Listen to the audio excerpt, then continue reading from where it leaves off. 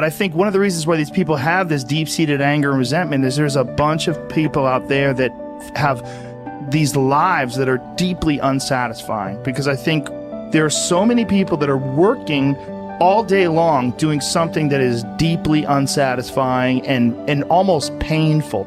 Yeah, it's soul killing. Soul killing. Yeah. They're stuck in traffic all day, and then they're stuck in a cubicle after that. They relish the time to take a in the bathroom and look at their phone. I mean, they literally do that. That's a highlight of someone's day. They get in traffic on the way home. They get home after that, they're watching television, and they're You ever notice that some people seem to want to hang on to stuff that is bothering them? They're forever talking about it. They don't want to let it go. They've had a failure at something and it's grown. They can't get over it. They just can't get over it. Or somebody said something nasty to them. They don't want to let it go. Do you know what we should do? We should ask ourselves, everything that happens, is this serving you? Is this serving you? And if it's not serving you, get rid of it.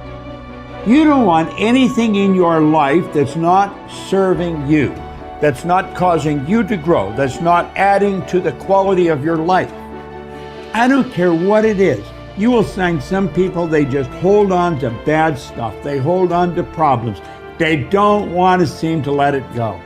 And that adds more problems. Whatever you focus on grows. The only thing that can grow is the thing you give energy to. Why would you hold on to anything that's not serving you? How bad does it have to get? I mean, to what denominator, to what lowest level do you have to reach before people really make up their mind to change? My message is, why wait? I mean, when you're feeling so altered emotionally, you feel so bad, that's the moment you could actually see yourself for the first time, because you're not answering your cell phone, you're not responding to all your texts, you're not watching TV, you're not going out to dinners, you're not calling people back. Something's altered in you, and you're starting to become self-aware, right? I dare you to analyze yourself first, your company first, your character, your behavior, your work ethics. I dare you to analyze it and see if there's any change you can make. See, you cannot manage time, but you can manage activity. You can manage your activities.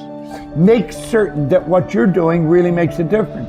Make certain that you're spending your time on activities that are productive, that are taking you in the direction of your goal. If you think about the person that you want to become, what's that person do every day that you don't do right now? And when you start to do the thing that the person you want to become is doing, you leverage something called behavioral activation therapy. And that is a whole body of research that says when you act like the person you want to become, it's the most powerful way to change a habit. It's even better therapy than talk therapy, because the action proves to your brain that you're becoming that person. You're seeing the change through the action, and so then the brain catches up and starts to relate to you like a person that's confident, or a person who adores their appearance, or a person that celebrates themselves exactly as they are. Before you start the day, ask yourself, how do I want to think today? How do I want to feel? How do I want to behave? I mean, what would greatness look like? What would love look like today? What could I do that would be really cool for me at the end of the day? Say, wow, so I had a good day today. What would make me feel that way? And if you can't find an answer to that, start reading. Who reads anymore? Read a book. I read so many books a week. I know, I'm that way too. So read something about, you want to be wealthy? Read a book about someone who became wealthy, and get real and realize they may have failed 50 times before they actually pulled it off. Or what were their characteristics? What were their traits? What made them? So it wasn't about their wealth, it was about who they became. That's the key, right? So fill your brain with a little knowledge, and then just start asking yourself, what's the greatest expression of myself that I can be today? And rehearse it. Rehearse how you're going to be. And then if it leads to a different choice, that's the unknown. Mm-hmm. And just know that it's not going to be predictable. It's going to be a little uncomfortable.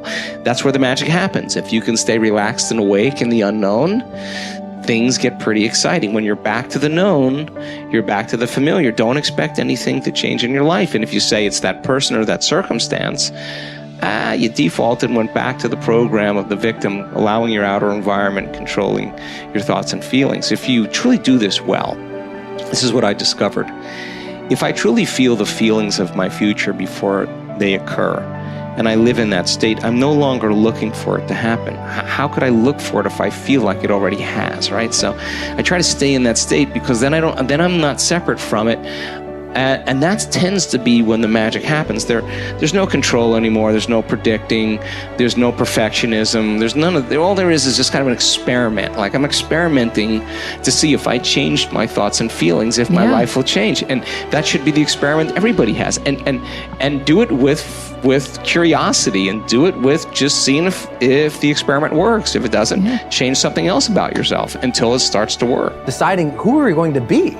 You know, we shouldn't hope to end up one day a magnificent, strong, beautiful, capable, kind, loving person. We should start living like that today, hopefully, so that we become that. That who we become is not an accident, but hopefully a purposeful intent. That our days and how we approach our days are literally driven by the intention of who we're going to bring.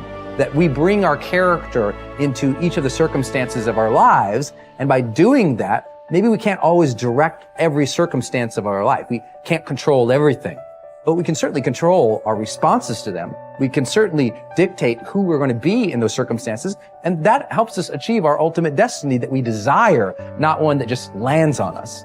I think the other thing that really comes to people's into their power is when they really discover that, you know, each of our days is something that we can also design. Not just design who you're going to be. How are you going to design your day? What's this day going to be about? What's going to get your attention? What's going to get your focus? And what should not be getting your focus is just your inbox, or just what I call browser blackout, clicking around on all these blue links or images, or swiping here and swiping there, and then losing 4 or 5 hours of your day. Because what ends up happening for so many people is they lose 2 or 3 hours to distraction each day, maybe 4 hours of distraction of television a day.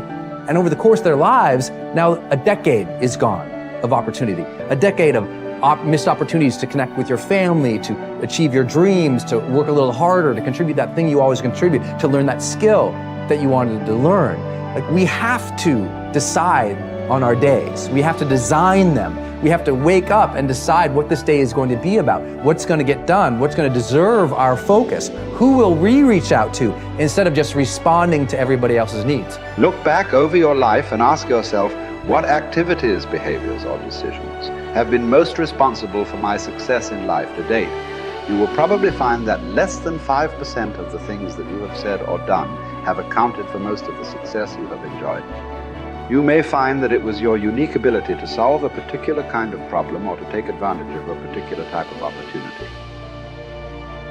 You may find that your special talent was an interpersonal skill that enabled you to influence and persuade other people at a particular time and place. You may find, on analysis, that it was an ability to take charge and accept responsibility for accomplishing a particular goal. Whatever has been responsible for your successes in life to date may be a good indication what you should be doing in the future. Analyze your work based on the measure that I call return on energy. Leaders in every field deliberately apply their talents and energies where they can achieve their greatest return on the amount of energy, mental, emotional, and physical, that they invest in any endeavor. They refuse to take on jobs or work in areas where they cannot perform at exceptional levels. They treat themselves as valuable resources, and they spend their energies very carefully. One of the questions that you might continually ask yourself is this the best possible use of my time and energy? Is what you are doing right now the most valuable thing that you could be doing, given your particular combination of talents and abilities? Often answering this question will help you to see that there is a vast difference between what you are currently doing and what you should be doing if you want to be fulfilling more of your potential. Once you have chosen your ideal job or occupation for this stage of your career, your biggest responsibility is to make the decision to become very good and then to become excellent at what you do. In a lengthy study on successful Americans, the Gallup organization discovered that expertise, or being recognized by your peers as one of the very best in your field, was one of the essential ingredients for success in American life. We said before that self-confidence comes from positive knowing rather than positive thinking. It is only when you know that you are outstanding in your chosen field that you really feel terrific about yourself, and that you enjoy high levels of self-confidence. Men and women who are good at what they do and who know that they are good at what they do are very different from those who are only average. They walk and talk and dress and behave differently. They have an attitude of assurance and certainty about themselves that causes them to stand out in any group. They have a deep down sense of self-worth and self-confidence that is evident to everyone around them. The quality of a person's life is in direct proportion to their commitment to excellence, no matter what their chosen field.